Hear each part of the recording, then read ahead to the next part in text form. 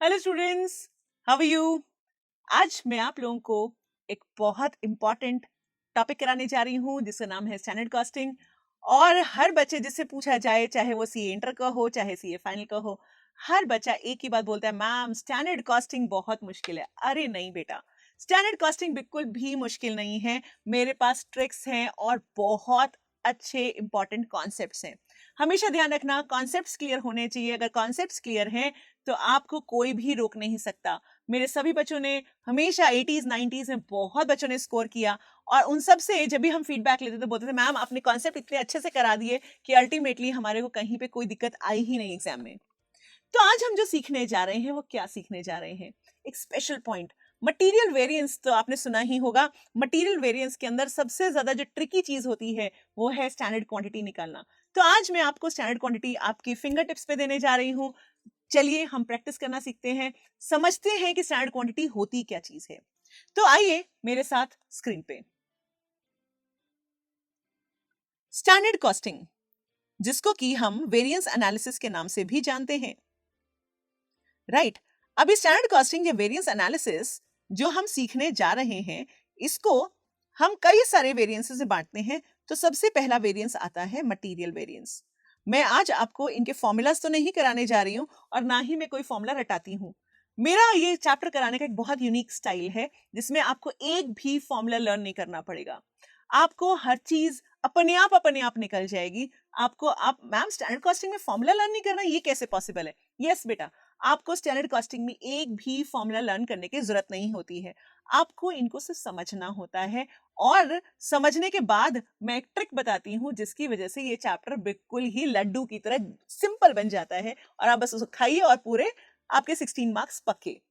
तो आइए अब मैं आपको सबसे पहले एक चीज सिखाने जा रही हूं, और वो है स्टैंडर्ड क्वांटिटी। आपको भी पता है, नॉर्मली क्वेश्चन में स्टैंडर्ड प्राइस दिया होता है, एक्चुअल प्राइस दिया होता है और एक्चुअल क्वांटिटी दिया होता है। मगर हमारे पास एक ही चीज गायब होती है, वो है स्टैंडर्ड क्वांटिटी। और हर बच्चे को पूरा ये वेरिएंस में एक ही प्रॉब्लम आती है कि स्टैंडर्ड क्वांटिटी नहीं निकल रहा, मैम हमसे स्टैंडर्ड क्वांटिटी नहीं समझ में आ रहा। तो चलो बच्चों, आओ स्टैंडर्ड क्वांटिटी समझते हैं कि स्टैंडर्ड क्वांटिटी का मतलब क्या है। स्टैंडर्ड क्वांटिटी एसक्यू, एसक्यू का मतलब क्या है? स्टैंडर्ड क्वांटिटी मींस कि, मैं पहले हिंदी में बोलती हूँ, कि एक्चुअल आउटपुट पर कितना रॉ मटेरियल लगना चाहिए।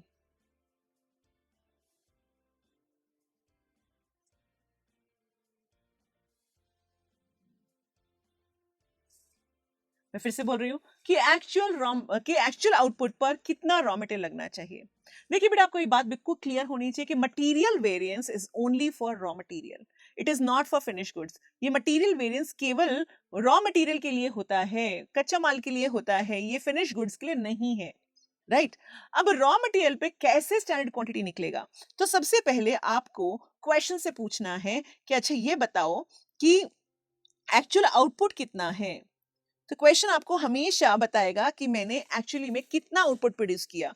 तो सपोज करिए कि उसने कहा जी मैंने 20,000 यूनिट्स बनाए। फिर मैंने उससे क्वेश्चन से पूछूंगी, ओके, एक आउटपुट पर कितना रॉ मटेरियल लगता है भाई? कितना रॉ मटेरियल लगता है? वो बोलता है एक रॉ मटेरियल पे, एक आउटपुट पे आपको 5 यूनिट्स का रॉ मटेरियल लगेगा, 5 रॉ मटेरियल यूनिट्स लगेंगे। तो दैट मींस स्टैंडर्ड क्वांटिटी कितना हुआ? वेरी इजी, स्टैंडर्ड क्वांटिटी हुआ कि आपके पास एक्चुअल आउटपुट बनी है 20,000, हर एक के ऊपर 5 यूनिट्स लग रहा है, that means SQ will become 1 lakh. तो चलो मैम ने अभी ठीक से समझ में नहीं आया, दोबारा समझते हैं। चलो एक और केस करते हैं। मैं बहुत सारे केसेस कराने वाली हूँ, सारी वेराइटीज आपको कवर अप हो जाएंगी, आप सिर्फ समझते जाइए। देखिए, एक्चुअल आउटपुट तो क्वेश्चन हमेशा बताएगा ही बताएगा कि आपने एक्चुअली में कितना प्रोड्यूस किया। तो मान लीजिए एक छोटा सा एग्जांपल प्रैक्टिकल लाइफ का लेके चलते हैं। सपोज मैं केक बना रही हूँ, राइट? और उस केक के लिए हमने फ्लोर यूज किया।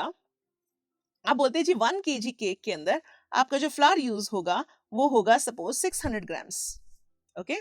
And then what you use sugar, and the sugar that you use is approximately say 300 grams. Okay, and suppose you say that we also use in 1 kg cake we use flour and sugar, and what else will you use? So you say we use milk, right? And the milk that we use is 200 grams. Okay, obviously ये चीजें हमारी suppose को use हो रही हैं। अब अगर मैं आपसे बोलती हूँ कि आपने ऐसे केक बनाए, तो ये तो आपका क्वेश्चन ने बताया कि that for one making 1 kg cake you require flower of 600 grams, sugar of 300 grams and milk of 200 grams, right. That means इसके अंदर अगर आप टोटल निकालोगे तो आप बोलोगे मैम ये तो 1100 बन रहा है, मगर बेटा जी इवेपोरेशन में तो होगा ना, मिल्क तो उड़ जाएगा सारा। तो आप कहते हैं 100 ग्राम्स का उड़ गया तो आपके पास पूरा 1 kg केक तैयार हो जाएगा, मतलब कि 1000 ग्राम्स का केक तैयार हो जाएगा, और इस तरह से आपका ये लॉस का परसेंटेज भी आ गया। अब मुझे समझ में आया कि मतलब 1000 ग्राम का केक बनाना है तो मुझे इतना इतना सामान चाहिए। अब मैंने क्वेश्चन से पूछा भाई आपने कितना केक बनाया, what is your actual output. वो बोलता है कि हमने 700 ग्राम्स का केक बनाया। हमने जो केक बनाया उसका आउटपुट देखा तो 700 ग्राम्स था। अब मुझे देखना है कि कितना लगना चाहिए। अगर देखो बहुत सिंपल है, अगर देखते हैं सबसे पहले मेरा रॉ मटेरियल है फ्लावर, फिर है शुगर और फिर है milk. Obviously raw material wise चलना पड़ेगा। जितने भी रॉ मटेरियल आपके लग रहे हैं, नॉर्मली क्वेश्चन में तो ए बी सी लिखा होता है या एक्स वाई जेड लिखा होता है। मैं अभी आपको प्रैक्टिकल लाइफ की एग्जांपल दे रही हूँ ताकि आपके दिमाग में एक पिक्चर बन सके। तो आपने कहा मैम देखिए अगर हम 1 kg केक बनाना होता है, यहाँ पे करके देखते हैं, अगर 1 kg केक बनाना है तो 600 ग्राम फ्लावर चाहिए, और अगर सपोज करिए मुझे 700 ग्राम का केक बनाना है तो कितना होगा। 600 ग्राम फ्लावर डिवाइड बाय 1000, ये जो 1 kg है ये कितना बन गया, 1000 ग्राम होता है ना ये, तो ये 1000 नीचे आगे सिंपल यूनिटरी मेथड लगा रहे हैं, सो इट बिकम्स 420 ग्राम्स। तो मैंने क्या बोला, व्हाट इज एसक्यू। अगर 600 ग्राम लग रहा है 1000 ग्राम केक के लिए, तो बताओ 700 ग्राम के लिए कितना लगेगा। Very easy. तो आपने क्या बताया, दिस इज 420 ग्राम्स। फिर से देखते हैं शुगर, फिर से देखते हैं। हमारी शुगर 300 ग्राम लग रही थी, 300 ग्राम की शुगर है 1 kg केक में, मतलब कि 1000 में। तो बताओ 700 में कितना होगा। तो आपने सिंपल सिंपल करना है, एंड दिस बिकम 210 ग्राम्स। कितना होना चाहिए, एक्चुअल आउटपुट जो बना 700 ग्राम्स, उसके ऊपर रॉ मटेरियल कितना होना चाहिए।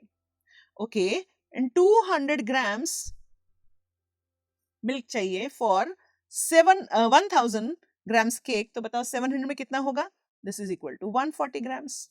Very easy. तो ये हमारा जो आया, ये क्या आ गया हमारा, this is SQ, standard quantity. आपको बात समझ में आ रही है। चलो एक और एग्जांपल लेके देखते हैं।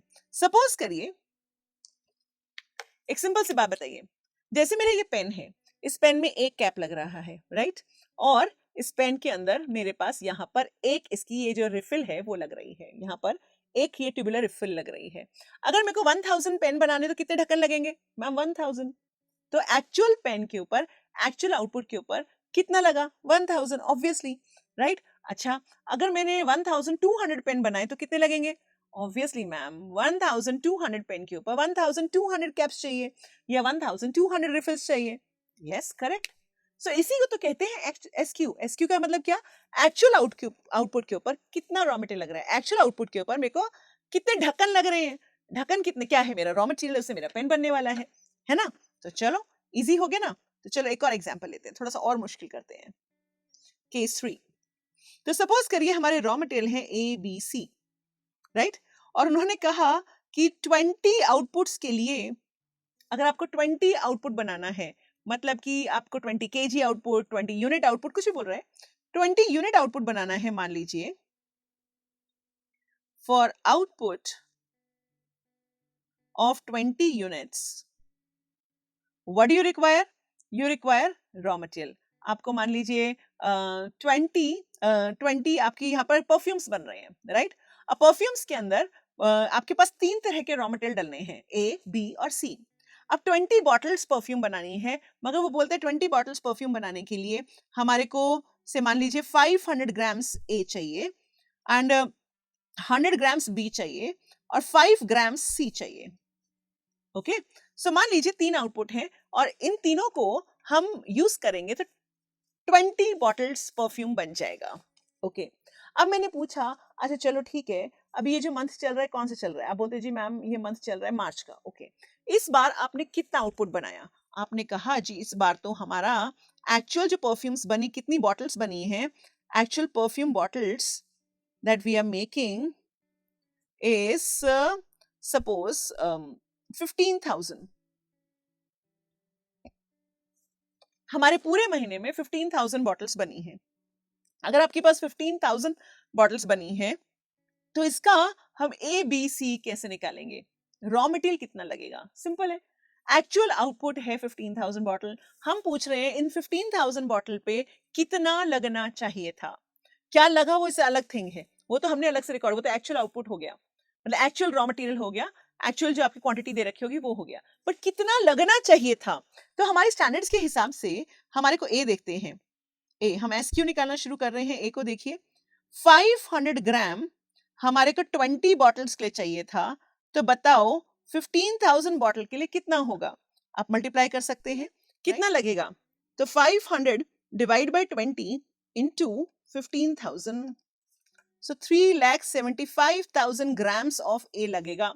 और आप अगर चाहें तो आप इसको कन्वर्ट भी कर सकते हैं केजीज में. दैट इज 375 केजीज लगना है ए रॉ मटेरियल. ओके. अच्छा, बी रॉ मटेरियल कितना लगा? अब आप बोलते जी बी रॉ मटेरियल 100 ग्राम लगना था 20 बॉटल्स में. तो बताओ 15,000 बॉटल्स में कितना लगेगा? Very simple. 15,000 में 100 डिवाइड बाय 20 या 75,000 grams. And 75,000 grams means 75 KGs. आप केजी में है कि ग्राम्स में है वो तो अब आप देख ही सकते हैं. और सी कितना लगना था? आपने कहा था जी 5 ग्राम फॉर 20 बॉटल्स, राइट? सो 15,000 पे कितना लगेगा? सो ये आया 3750 grams, or you can say 3.75 kgs.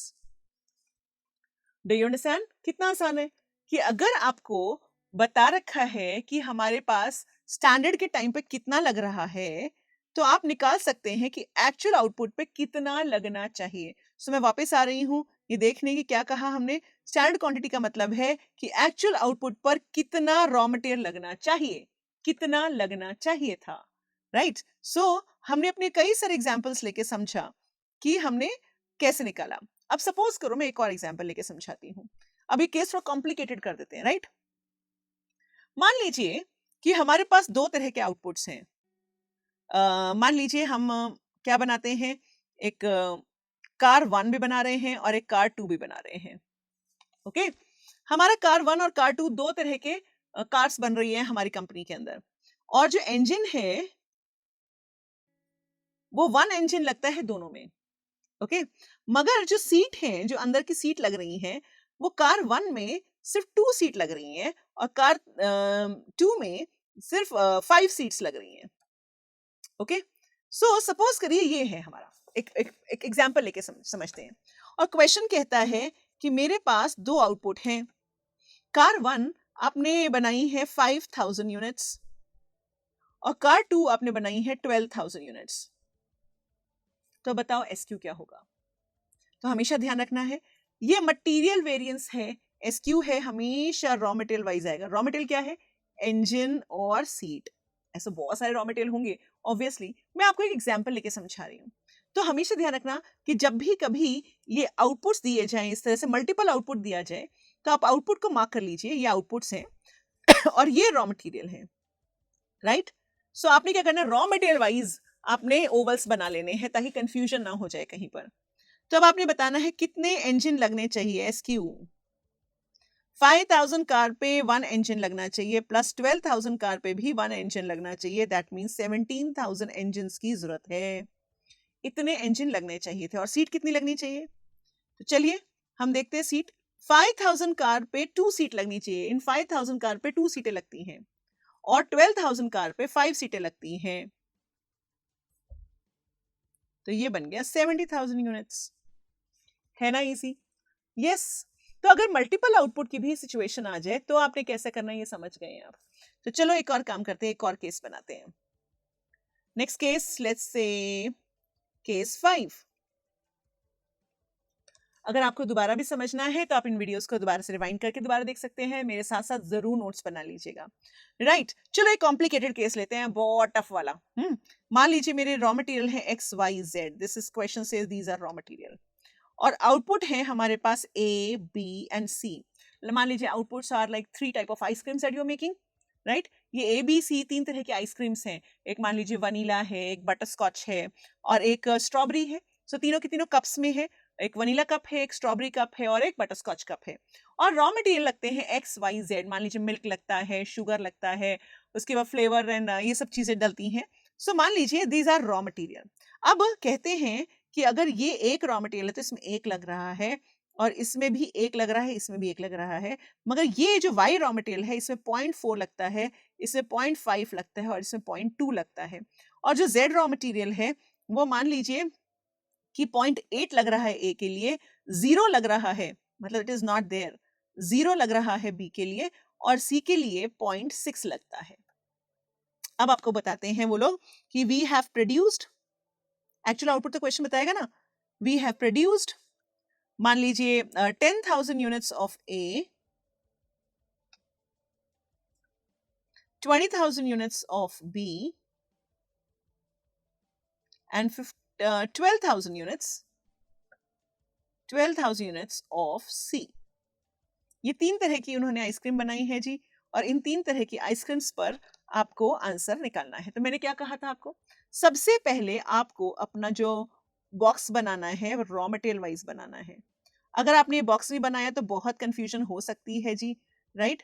ये बॉक्स के बगैर बहुत कंफ्यूजन हो सकती है। मेरे को लगता है ये वाला बॉक्स नहीं चलेगा मेरा, मैं ओवल बना लेती हूँ। This is my X, this is my Y and this is my Z। क्या बनाना है, रॉ मटेरियल वाइज। ओके, मैंने यूजुअली देखा है कि क्वेश्चंस जो सीए में आ रहे हैं बहुत सिंपल हैं, बट मैं हमेशा ये कहती हूँ कि बिल्कुल टफ तक भी पहुंच जाओ बच्चों, जब टफ करना आ जाएगा तो सिंपल वाला तो बिल्कुल ही सिंपल लगेगा। तो क्या करना है आपको, रॉ मटेरियल को अपने अपने सर्कल्स बना देने हैं। इस तरह क्वेश्चन आपने सीए इंटर में नहीं देखे होंगे, बट हाँ सीए फाइनल में इस तरह के क्वेश्चन अटकते हैं, राइट। तो आपको पता होना चाहिए कि क्या करा है हमने। अब ये आगे चलते हैं, अब हमने क्या करना है, अब हमने निकालना है SQ। तो आपने करा रॉ मटेरियल X का XQ कैसे निकालेंगे, क्या था अपना रूल, एक्चुअल आउटपुट पे कितना लगना चाहिए। क्या बोला मैंने, एक्चुअल आउटपुट पे कितना लगना चाहिए। तो बताओ मेरा एक्चुअल आउटपुट कितना है, आप बोलेंगे देखिए 10,000 A का है आउटपुट और इस A के आउटपुट पे कितना लगता है X, 1, और B के ऊपर 20,000 यूनिट्स बनाया, कितना लगा 1, और C के ऊपर 12,000 बनाया और कितना लगा 1 again. Okay, so what is it, so 10, 20 and 12, this is 42,000 units। कितना आया जी, 42,000 यूनिट्स। चलो अब हम एक काम करते हैं, रॉ मटेरियल Y की तरफ चलते हैं। Y रॉ मटेरियल का SQ क्या है, एक्चुअल आउटपुट पे कितना लगना चाहिए। आप लाइन जितनी बार बोलोगे उतनी ज्यादा क्लैरिटी से समझ में आएगा। एक्चुअल आउटपुट पे कितना रॉ मटेरियल लगना चाहिए, कितना Y लगना चाहिए। तो ठीक है, मेरे पास रॉ आउटपुट है 10,000 यूनिट्स। अब बताओ Y कितना लग रहा है, आपने कहा था मैम ये तो 0.4 लग रहा था। ओके, आउटपुट B पे कितना लग रहा था रॉ मटेरियल, 0.5, और आउटपुट C पे रॉ मटेरियल कितना लग रहा है, 0.2, right. Okay, let's start. So 10,000 के ऊपर 0.4 लगा, 20,000 के ऊपर 0.5 लगा और 12,000 के ऊपर 0.2 लगा।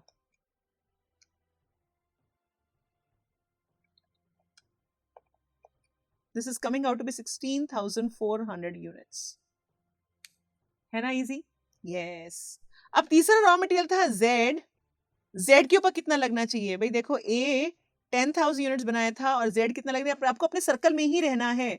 हमेशा ध्यान रखिएगा, आपको अपने सर्कल में ही रहना है। If you are moving within the circle, do not move outside the circle.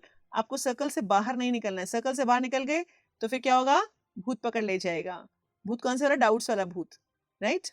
तो हमने अपने सर्कल में रहना है। अच्छा चलिए, अब हम इस पर्पल सर्कल में रह रहे हैं। Z कितना लग रहा है, 0.8। आउटपुट B के ऊपर Y कितना लग रहा था, अरे ये तो 0 है, शून्य है। सो इनटू 0, एंड 12,000 के ऊपर कितना लग रहा है ये, बताओ बेटा 12,000 पे कितना लग रहा है, 0.6। इजी हो गया ना। तो चलो, सो 10,000 इंटू 0.8, एक minute, I just right. So 10,000 into 0.8, 20,000 तो 0 हो गया था, एंड इंटू पॉइंट्स 12,000 इंटू 0.6 7200 हमारे पास टोटल आता है 15,200 यूनिट्स। आपने देखा इतना कॉम्प्लेक्स भी हम इतनी इजीली निकाल पाए। आपको हमेशा ढूंढना है एक्चुअल आउटपुट, फिर देखना है हर एक आउटपुट पे कितना लगेगा और उसके हिसाब से आप बहुत आराम से कैलकुलेट कर सकते हैं। बेटा, एसक्यू का ये कॉन्सेप्ट आपको कैसा लगा मुझे जरूर बताइएगा। इस वीडियो को लाइक करिएगा। कमेंट्स में अगर आपको कोई टॉपिक चाहिए जिसके अंदर आपको और क्लैरिटी चाहिए तो प्लीज मुझे बताइएगा, मैं आपको जरूर इसके ऊपर वीडियो बना के दूंगी। अपने फ्रेंड्स को भी शेयर करिएगा ताकि ये कॉन्सेप्ट, इतना इंपॉर्टेंट कॉन्सेप्ट है, उसको भी समझ में आ जाए। और अगर आपको पूरा कोर्स करना है कॉस्टिंग का तो आपको नीचे डिस्क्रिप्शन में लिंक है, आप वहां जाकर अपना पूरा कोर्स भी इनरोल कर सकते हैं। ये ओडो ग्लोबल की क्लासेस आप सबके लिए हैं, बहुत ही क्लैरिटी के साथ प्रॉपर अटेंशन, पर्सनल अटेंशन हम लोग देते हैं। साथ में हर चैप्टर के बाद आपका इवैल्यूएशन भी होगा, आपको पूरी तरीके से हर चीज समझ में आए, ये हम हमेशा इंश्योर करते हैं। तो ठीक है, हम मिलते हैं अपनी नेक्स्ट वीडियोस में और आप मुझे सब्सक्राइब करना मत भूलिएगा। सी यू।